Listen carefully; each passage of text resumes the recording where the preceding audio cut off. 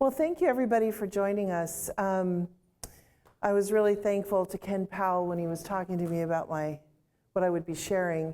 He came up with the name, The Divinely Driven Life, and then they put something else in the agenda. But really what we want to do is have a Q&A session, kind of as an outflow of what I shared on Monday morning. And I'm happy to go wherever you want to go with this 45 minutes. I could talk about a variety of things. I could talk more about, there were some people who really wanted to hear more about this whole disintermediation of capital from, half the country. There were people who wanted to talk about more of how do you go from being personally driven to divinely driven, and that journey that I've taken and some of the things I've learned along the way. But you may have other things you want to discuss. And I'm just here to sort of have an interactive kind of discussion about things that are of interest to you, or questions you had, or thoughts you had around what we shared on Monday morning. So I'm going to open it up. If there was some particular reason you wanted to come to this particular breakout session, feel free to tell me why you thought you wanted to come and what you're hoping to get out of it. So I know Scott back there, he was kind of interested in the whole capital markets disintermediation topic that God led me to. Do other people have things that they'd like to hear more about that's not about that? Yeah. Well, I guess I was intrigued by your theme. Bob.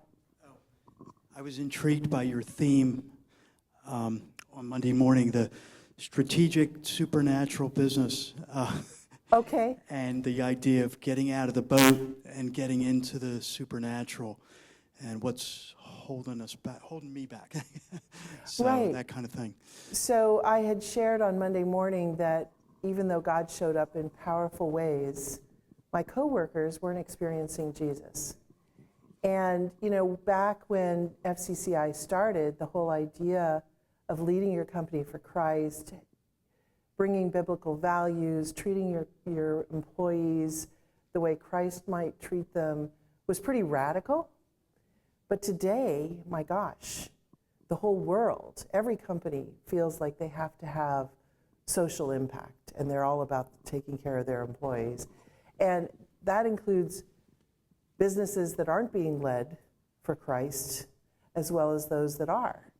So now I feel like God is calling us higher, right? It's not enough. I mean, look at Bombas, right? Huge company gives away socks or t-shirts to the homeless for everyone they sell. Given away 50 million items through 3,500 organizations. My mother has, at 84, she has a ministry, and she's been given socks to give to the homeless. And I don't think they're running their company for Christ. They're just doing good works. So good works isn't enough. Biblical values isn't enough. Running a company with excellence is enough. So what are we going to do to distinguish ourselves? And I think that was the point of my conversation is, and it kind of ties in with what Mike Blackaby was talking about. Yeah, we should be excellent, but that's just the admission ticket.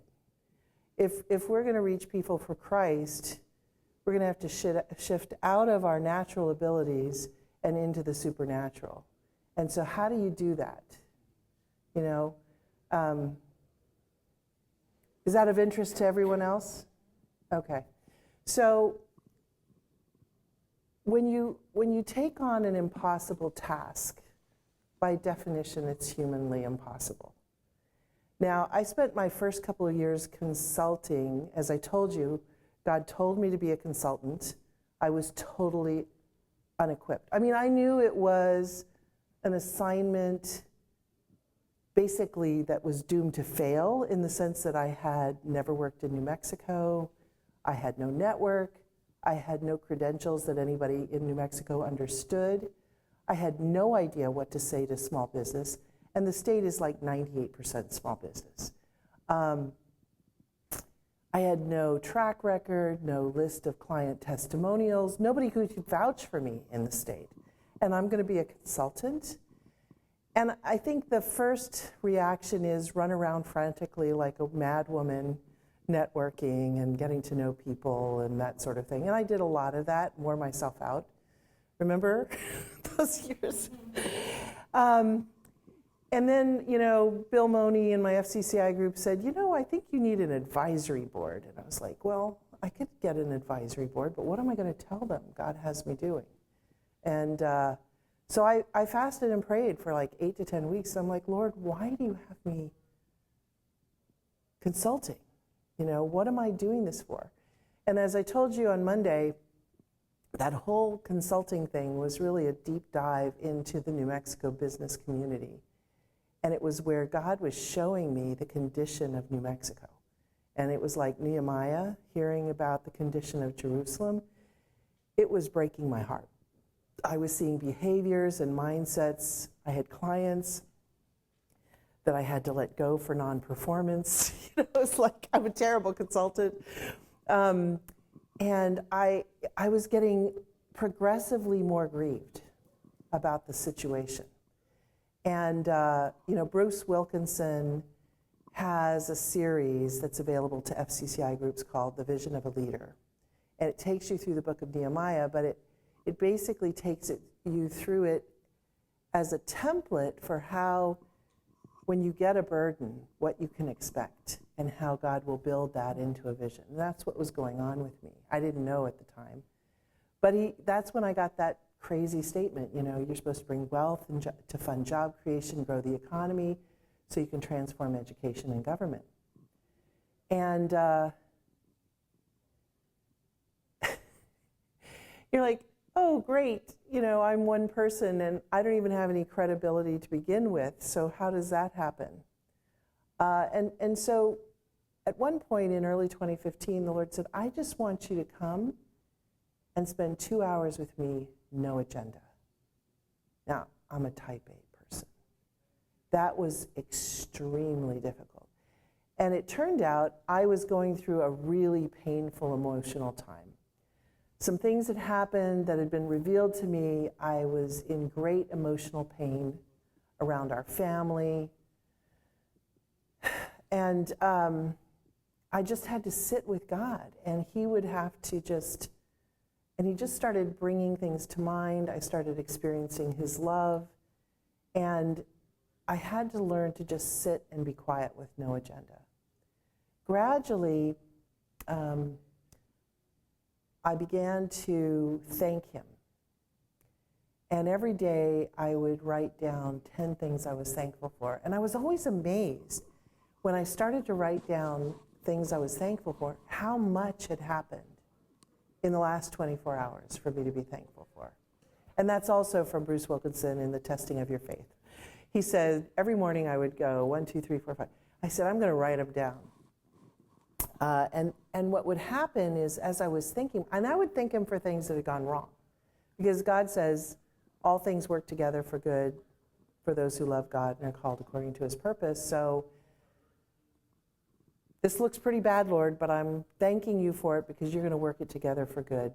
And then eventually what I had to do is I had to anchor my life on the promises. So my husband and I have tithed on our gross for decades. So Malachi 3, bring the whole tithe into the storehouse and see if I will not open the floodgates of heaven and pour out more than you can contain. And,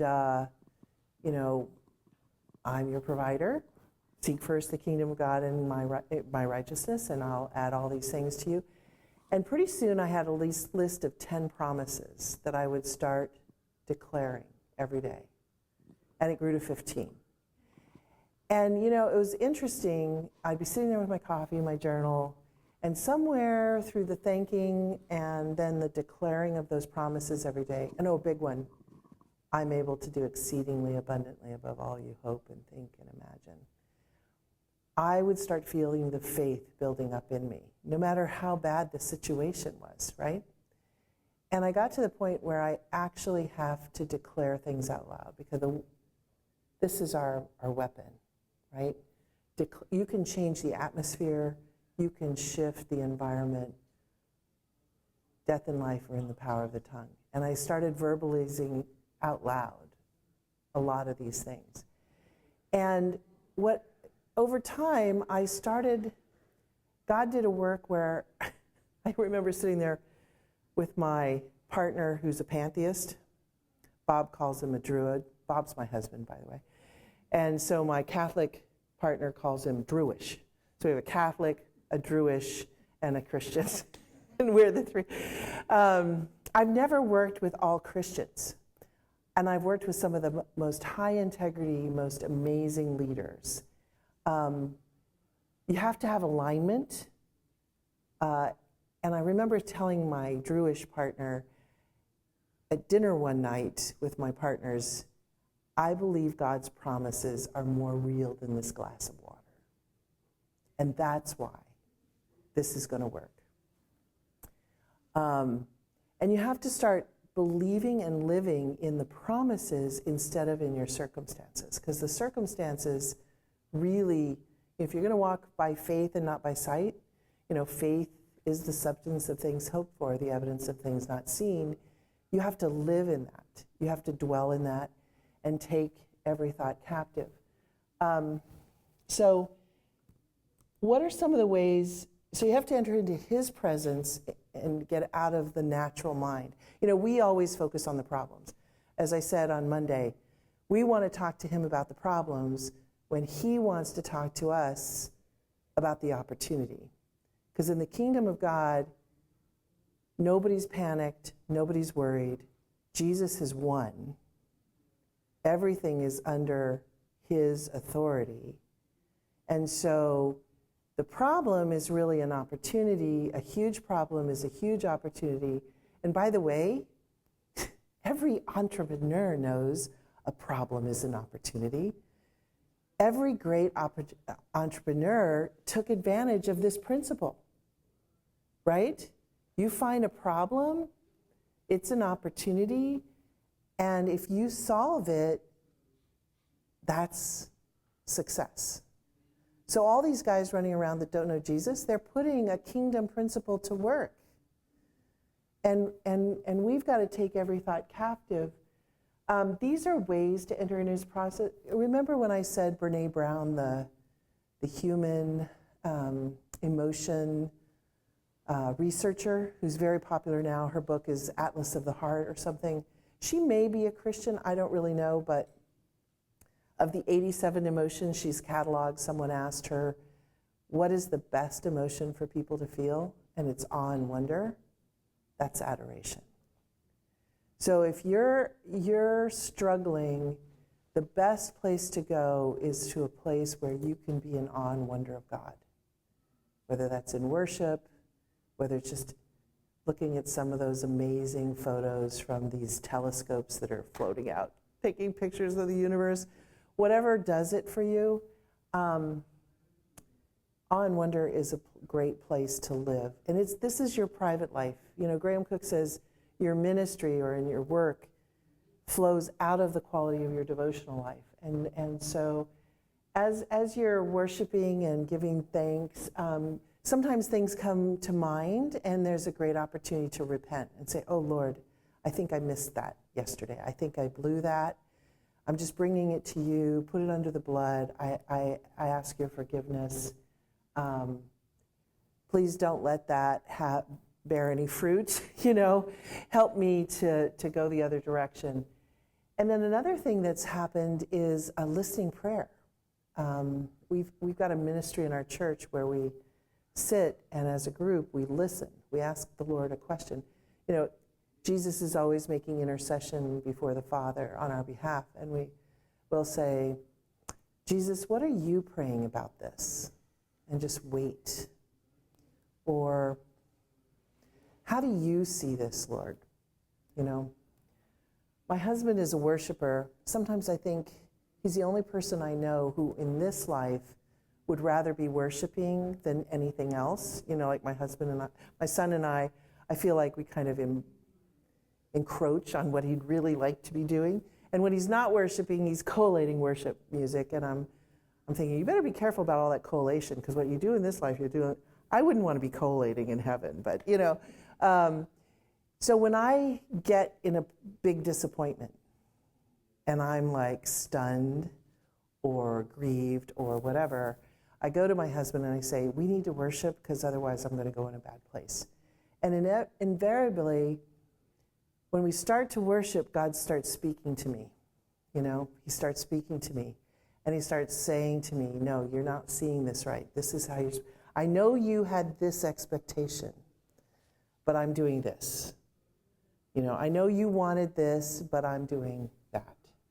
And so these are really, really key. And then the thing I was talking to Bill Jobs about is when you're dealing with strongholds, principalities, powers, they've gotten access to that location or that situation through some entry.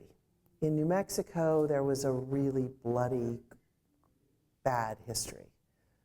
Conquistadors and then priests. There was the Trail of Tears of Native Americans at one point, whether it was conquistadors or Catholic priests. If you were a Native American and didn't comply, they would cut off your feet or cut off your hands. I mean, very bloody, very gory. And then they took away the children and put them in these places where they were abused. And just a lot of really bad things that went on. And so standing in the gap and repenting for the history, for the innocent blood. We're now late-term abortion capital of the country. We have people fly in and pay $20,000 to go to this clinic where you watch full-term mothers going in to have an abortion. That'll give you some time of repenting.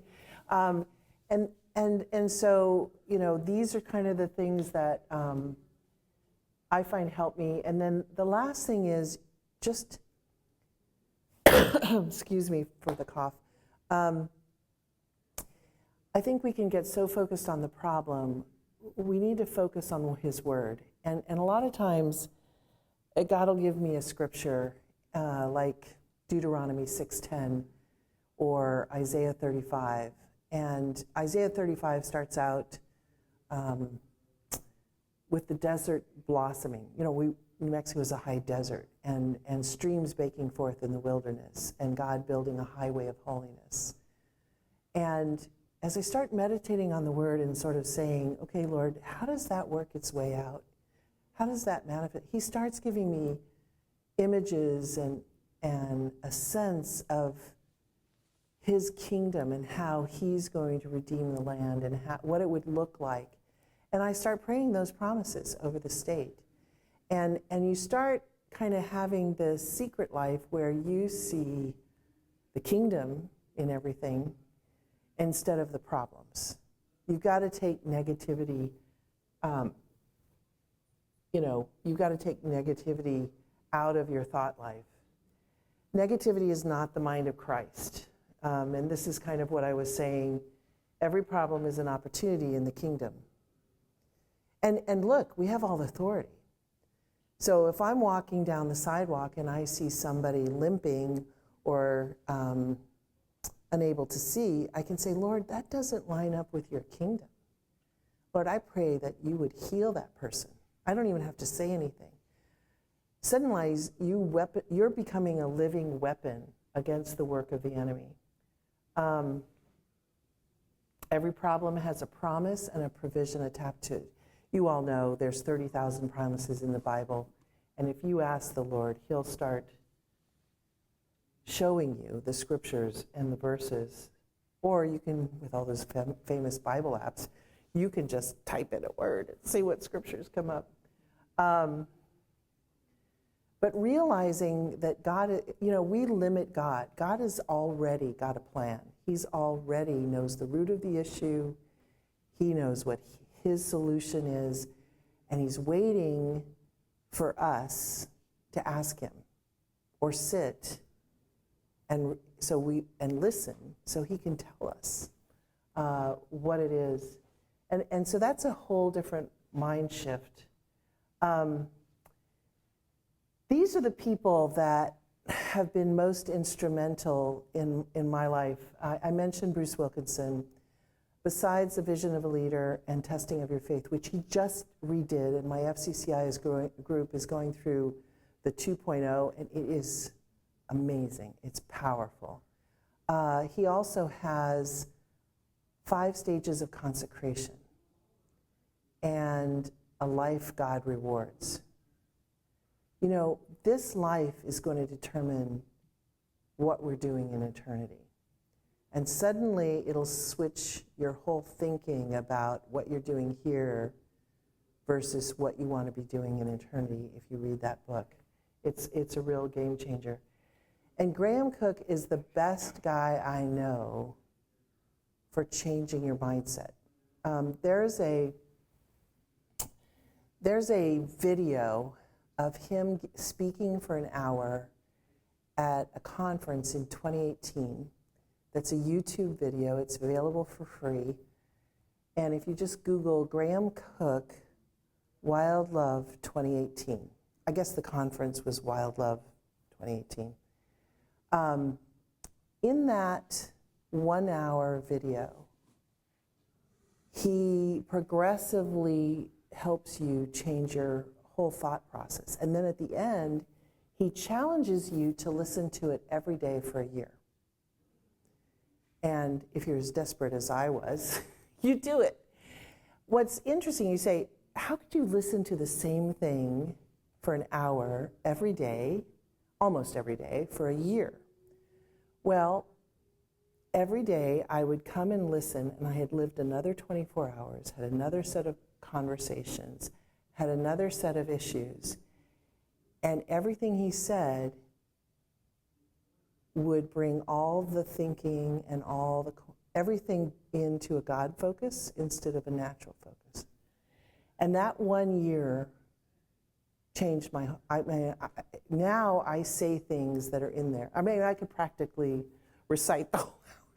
But, you know, see God as big as he is. Every problem is an opportunity. I'm making war on your negativity. God's saying, I'm going to make war on... Whose team do you want to be on? Is his famous quote. And so we need, you know, we're transformed by the renewing of our mind. And I think everything that's going on in the earth today is God inviting us to an upgrade. And we have to shift our natural thinking into kingdom thinking. And these are some of the best tools I've found. Bill Johnson has a number of books. He's the senior pastor of the Bethel Church in Redding, California. Strengthen Yourself in the Lord was a really great book. And how many of you have been encouraged by prophetic words in your walk with Christ? Okay. So if you're going to walk in the supernatural, you're going to have to allow God to speak to you that. I was in a situation in 2019, I can't even remember what was going on, but on August 19th, a Sunday night, 2019, I was so grieved and disturbed. I got up after I had gone to bed, and I spent a couple hours sitting in the dark in the living room, just praying out loud to God. And about midnight, I said, you know, Lord, there were like 5 areas, and I said, I really need to hear from you on these 5 things. I don't know what I'm going to do if I don't hear from you. Go to bed at midnight, wake up at 4, because I had to be in the car at 5 to drive 3 hours to Las Cruces for an opportunity zone conference I was speaking at 8. And I'm on the road at 7 a.m., and a lady named Susan O, who loves the Lord, she's at the Pennsylvania Teachers Retirement System, managing $20 billion of assets, calls me.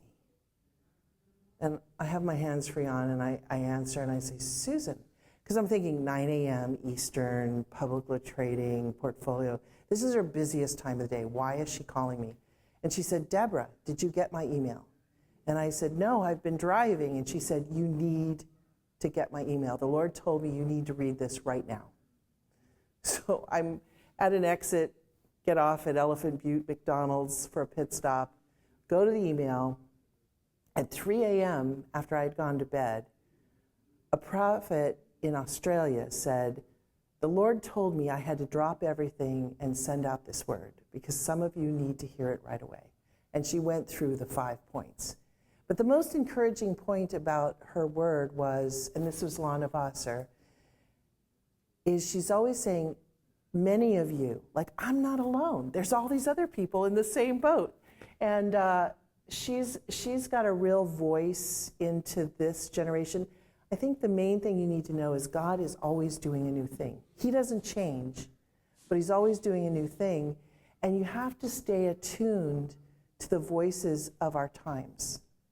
It doesn't mean all the people that have gone before are any less important, but if you want to be in sync with what God is doing right now, you've got to kind of know who are the voices that God is raising up. She's written a book called New Era, and it's got like everybody under the sun that you would respect endorsing the book in the front. I mean, I was listening to her anyway, but everybody from all kinds of disciplines of the Christian faith endorse her. She's got a really current word for what God's doing. And then Sean Bowles is in Hollywood, and he's another prophetic voice. He's got a book called Through the Eyes of Love, which is, but he also has a bunch of books that are scripture-based prophetic prayers around breakthrough, provision, in every area of your life. And I've used those to really pray out loud, not just for us and our business, but for New Mexico.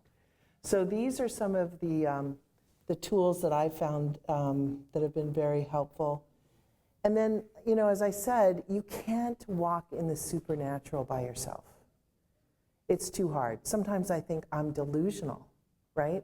You need people who are walking with you. So my husband's a worshiper. He knows the word better than like anybody practically I know. And he's my, people at church call him the giant slayer. So I have the mouth, but when I come home and I go, woo, you know, such and such happened, he goes on a prayer walk and things shift. You know, they just shift.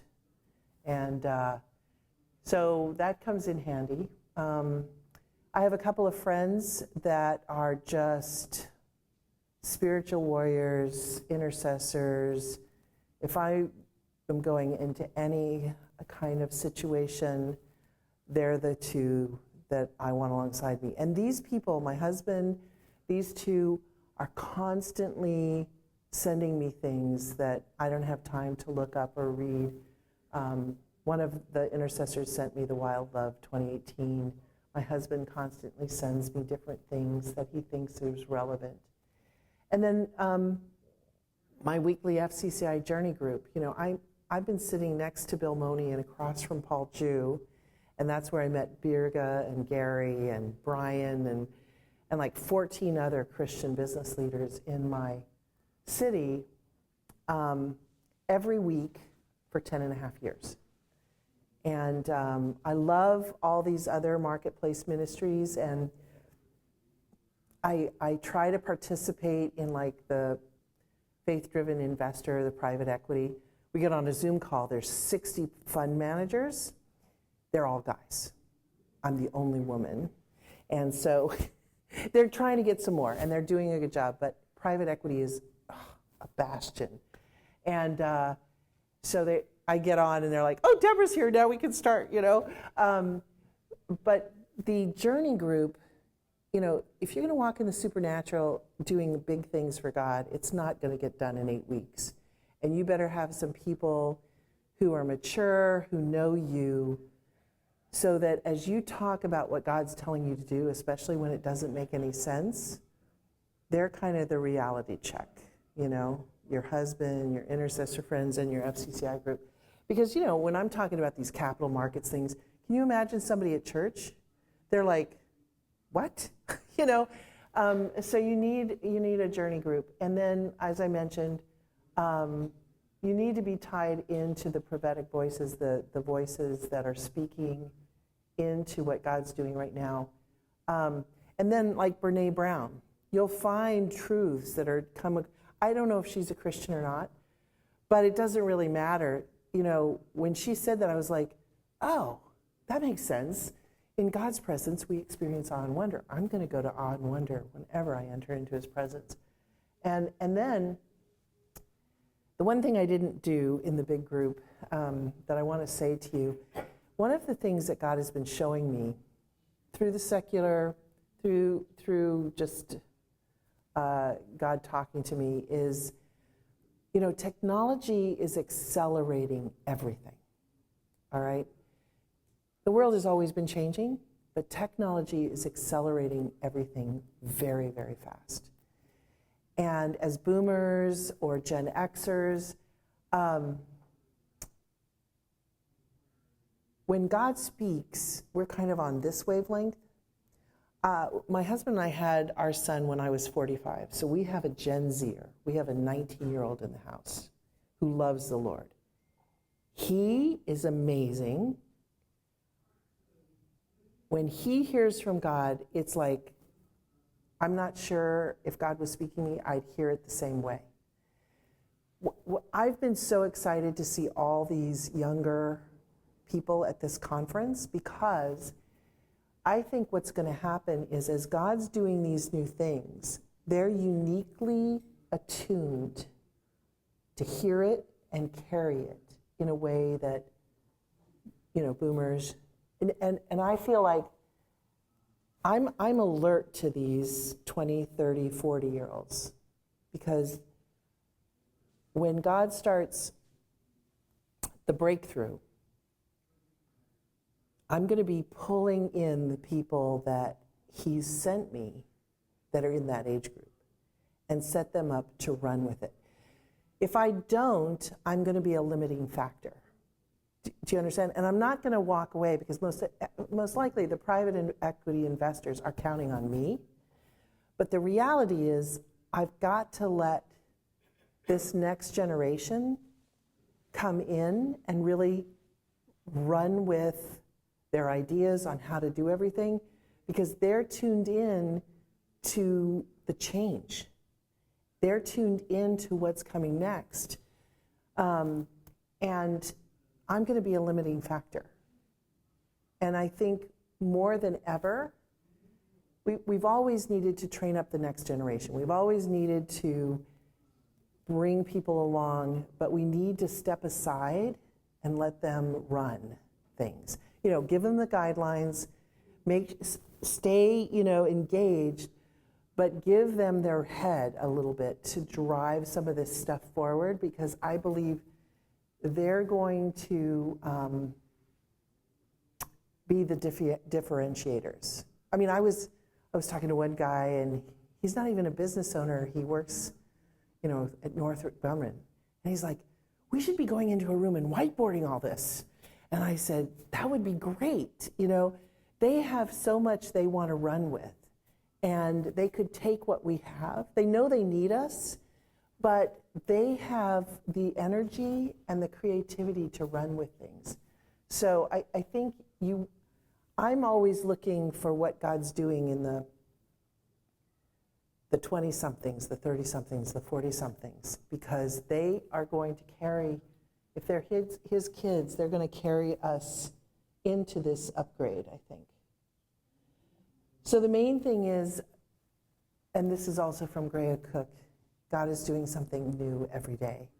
So you want to wake up and say, oh, what's new, God? And expect something new. Look for what he's doing. And when he shows you things, ask how you can join him. I think that's the last slide I have, yeah. Can you go back to that last slide? Sure, I think. She says so confidently. I did this. There we go. I should have put this, my AV people, I should have put this on a full thing. I'm letting the Chinese, someone said, you know, those those Lenovo's, the Chinese have a back door. I said, well, let them read if they want to.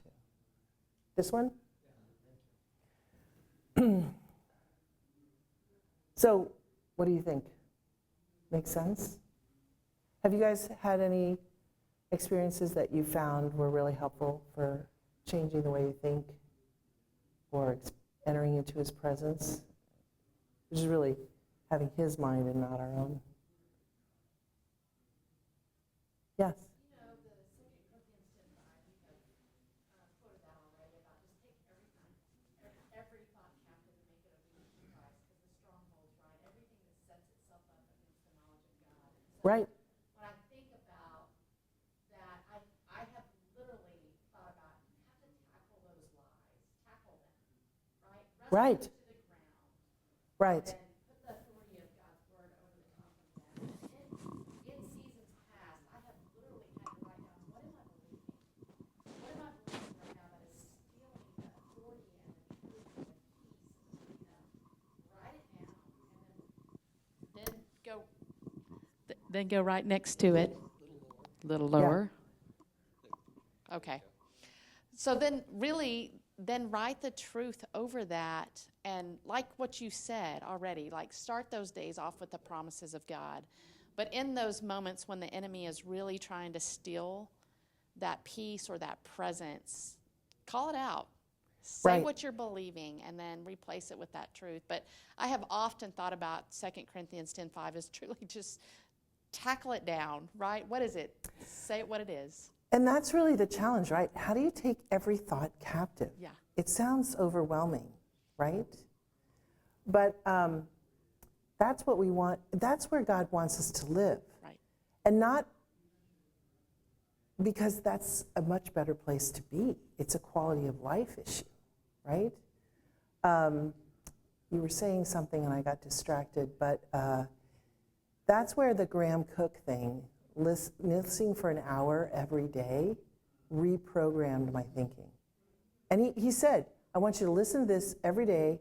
I want you to pay attention to it, apply it every day for a year, and you will accelerate your ability to actually take every thought captive. And now I find myself, people come up to me with negativity, and my instant reaction is, oh no, this is an opportunity. This is an opportunity. And as big as the problems are in New Mexico, I told you on Monday, we found a problem in 1998 in the mortgage industry, and we figured out a solution.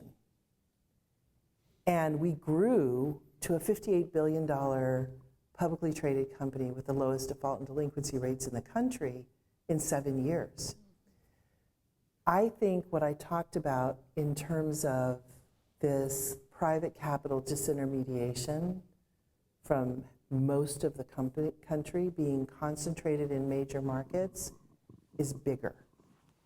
Okay? It's a bigger problem, so it's a bigger opportunity. And if you guys are okay with it, in the moments we have remaining, I'm going to come back to Scott's question, because he actually wanted me to talk a little bit more about that.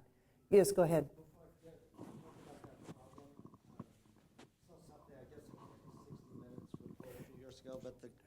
I'm sorry. Talking about that problem, there was something on 60 Minutes several years ago. The Berkshire Hathaway, the founder, who's the guy? Warren Buffett. Warren Buffett. His brother. They had something where he's identified that problem too of going around the nation trilling to focus on that. Yeah, I didn't want to use names in the main session. Bill Gates, Warren Buffett, Ray Dalio, all mega billionaires, are hyper-focused on this growing wealth gap in the United States, the growing divide between the haves and have-nots. You can see it in political extremism. You can see it in all these violent demonstrations, rebellion against authority. It's really this growing frustration, okay? Because the wealthy people in this country, they're getting very wealthy. And as I mentioned, the poor half has lost 2/3 of their net worth in the last 10 years, and it's accelerating. The billionaires think the answer is tax the billionaires. Well, Congress is doing such a great job of closing that equity divide, right? Giving them more money is not the answer. I can tell you, in New Mexico, we don't have the resources to draw down the money that the federal government is earmarked for infrastructure and for all these major programs, like the billions and billions. We literally don't have the grant writers to write these 200-page data-intensive applications to get the money. So we're not taking down any of the federal money. And we didn't in 2010 when Obama did it. Anyway, is that what you were talking about? So when I was looking at this, I realized I've been on this journey, and I've discovered, because I was an institutional investor and I know good deals, that there were all these great, high-performing, oh, sorry. I'm supposed to be getting my boarding pass for my flight tomorrow. I don't know if that's going to really happen. But that's when God took me on this journey of discovering that all this money, and I guess Michael Arriata from Garden City validated everything I was saying. And you can go to 60 Minutes. In June or July of 2020, they did a segment with Ray Dalio, and he said this is the #1 threat facing our economy, this growing divide.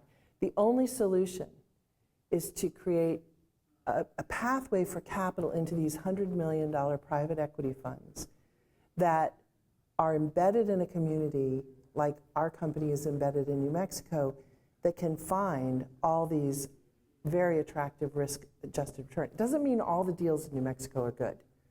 But what I'm trying to do is add value. It's not about the money, it's about the people. So people come to me with bad deals. I explain to them some of the things that are barriers to them getting capital and give them something of value that they could use to get one step closer. And some people do it and some people don't. But at least they come away thinking, okay, she didn't give me the answer I wanted, but she's helping me. And so putting money to work in these tertiary cities, rural areas that are capital constrained is part education, part advisory, part building relationships. New Mexicans don't trust anybody outside. And my credentials meant nothing. I had to have my partners and my members vouch for me until they'd worked with me for 8 years and decided we should call Deborah Burns. But if I have 10 deals right now that are incredibly lucrative, and when I get those funded, I was telling somebody, this sounds crazy, but literally every person in the state that needs capital is going to call Deborah. And that's crazy. There's not a single registered broker-dealer in private placements, investment banking, or mergers and acquisitions headquartered anywhere in the state. There are no private equity funds except 6 tiny little VC funds that invest, $150,000 to $250,000 in these very early stage tech startups. When they get to $1 million or $2 million or $3 million, there's no capital. And that's what's held us up, is that they get to a certain stage, and then you have to bring people from out of state, and then they move the company to California or to Austin or Silicon Valley, wherever. So you got to build the whole ecosystem out, but there are these amazing deals, real estate deals. I mean, Santa Fe, New Mexico is 4,000 housing units short. And it's a community of 80,000 people. Everybody's heard of Santa Fe. If you build a multifamily project, there's no way in this environment you can't make money and really nice returns. But nobody invests in New Mexico. So I've got to build the bridge to bringing money there. And when you have these, and the vision for Invest US is, we found the special sauce of building relationships throughout the state, adding value, both through education and giving value-added advice.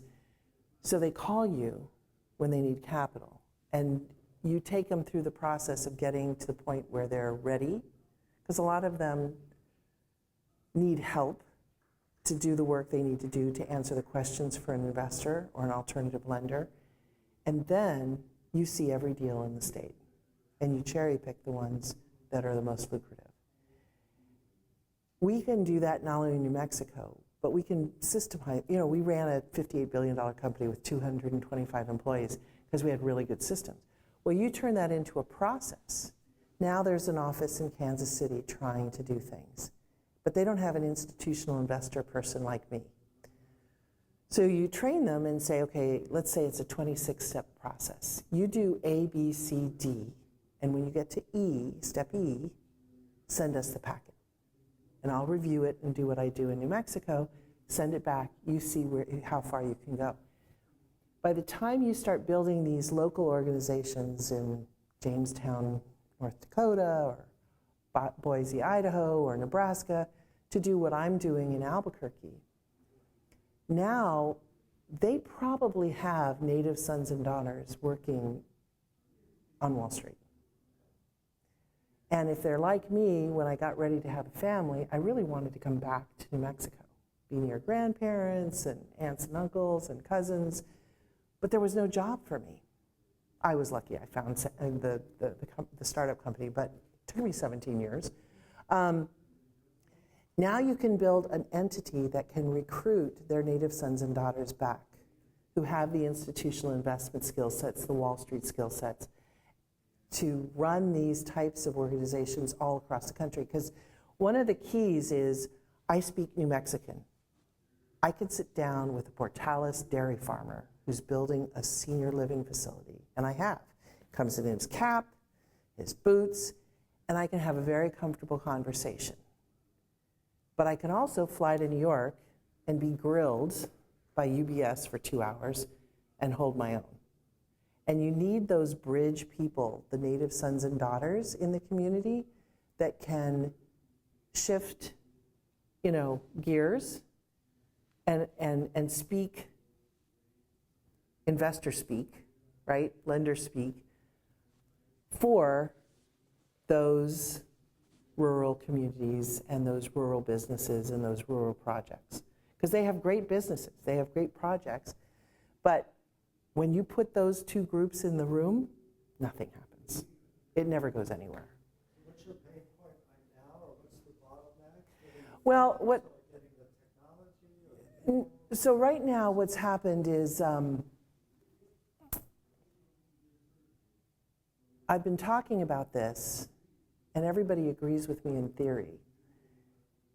I had an offshore wealth management group that committed to invest a certain amount. So I lined up a certain number of deals, and then they got into a dispute with their bank. It's a conglomerate, and the money didn't come. That was one of those moments when it's like, Bob, we're going to have to worship because I'm going to go in a very bad place. And the Lord just started saying to me, if you didn't think that money was coming, you wouldn't have gotten these deals ready to fund. I have other investors. So I'm in the process right now of putting together a deck with some kingdom-minded investors to show them the opportunity. But it's not just these 10 deals. It's actually, these 10 deals are evidence of what I've been saying. And when they perform, then fund managers like the State Investment Council. There's a lot of institutions that have to vet you based on your track record, and I don't have a track record. So I have these 10 deals. I'm going to get them funded, hopefully with a strategic kingdom partner that's not only sees the value of the deals, but sees the bigger picture and can build out the organization system-wise to make it very efficient, to help Kansas City and Jamestown and all those. And it can be, like I said, I think these tertiary cities and emerging markets, or tertiary cities or rural markets, are the emerging markets of our time. I think they will so outperform anything you can do in the major markets. And I just need to get, so that's the next step. And once I deploy that capital and people see the evidence of the deals that I say exist, then it begins to, the next one and the next one. Does that make sense? Scott, did you have other questions that I didn't answer? I apologize. And That was very helpful, okay. and I appreciated the focus on spending time with God, being with Him. Yeah, I like the agenda, or what your discussion earlier about being with God. My experience has been, my agenda is just to be with you, Lord. And when the thoughts come captive, I live in the West, I live in Arizona, so I get my lariat out and I picture in my mind that thought, you've got to call so-and-so. Oh, you forgot to do. I rope it and wrestle it down. Not now. The agenda is just to be with God. Actually be with Him with no agenda. So thanks for sharing that. Yeah, no, because, look, I have done a lot of things, and I could go running off with my own thoughts. But this is too big. I mean, I have 9,000 people in my CRM. I'm not going to call that. I'm going to sit down and say, okay, Lord, how do you want to do this? And then He'll bring people to mind. And so weird. I start having conversations. They're a kingdom person. I never knew that. Gee, I wonder how that happened. So it really, allowing God to drive the bus. And I've been frustrated because I have expectations, because I know from my days it doesn't have to be this hard. Money flows really freely, and what I'm doing should attract everyone. Why is it this hard? But I guess He's changing me, and He's bringing me the right strategic partner, investor group. Because I need kingdom people, because a lot of times He tells me stuff that doesn't make any sense. You know what I'm saying? And He's given me extraordinary favor with my partners and with my members, because I'm thinking, Lord, they haven't had any return for 8 years. They haven't seen really any real results. It's grown, the vision's grown, the opportunity's grown, et cetera, but I need people who hear from God, because this is a God journey, and it doesn't, a lot of times I'm doing things that don't make sense. Do one thing, don't get too broad. I've broken all those rules every day. I believe Jesus wants to use me to transform the state, so anybody He brings me, I'm supposed to serve. I'm spread thinner than, I don't know, you can measure with nanotechnology or whatever, but it's Jesus driving the bus.